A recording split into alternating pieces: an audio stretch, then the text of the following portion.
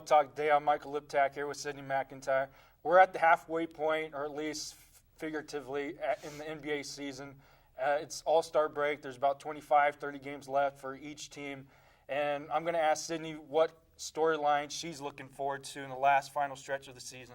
You know what? I unfortunately haven't been following it as much because, of course, right now is big Grammys and the big things like that. But I hope to see what comes out of this to be a little bit better than last season, because I remembered following it last season, and it's just always up and down and up and down. So I don't have a particular team picked out at this moment in time, even though it's the halfway point. But I'm kind of watching it, and I want to see here in a couple of weeks who pulls out and what kind of changes as far as who's at the top of the top list of, top 5, 10.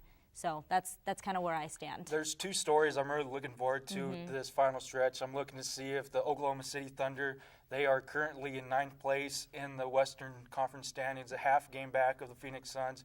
They have Westbrook and Kevin Durant back healthy, so now they're looking to try to take off. Will they be able to, and will they be able to stay healthy, because that's been a problem for them this season. And the Chicago Bulls, they started off really hot. Then Derrick Rose was coming in and out, resting, and they struggled going into the All-Star break. So I'll be interested to see how they try to come up with the last stretch of the season. And actually, one other storyline I'm looking at is Paul George of the Indiana Pacers. It's reported that he's going to look for a March 1st deadline to potentially come back from his gruesome broken leg that he suffered during the FIBA games last summer. And if he can come back, the Indiana Pacers, they're sitting, I think, in 12th place in the standings in the Eastern Conference.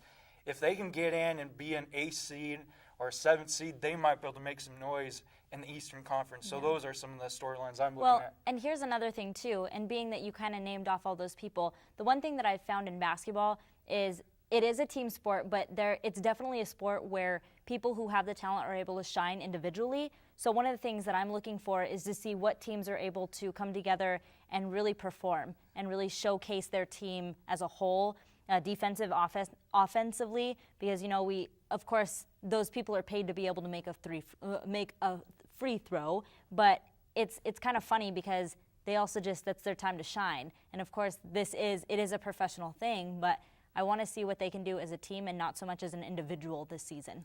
And if you'd like to join the conversation, follow us on our Facebook page. Let us know what you think about the final stretch of the NBA season. What storylines are you looking most forward to?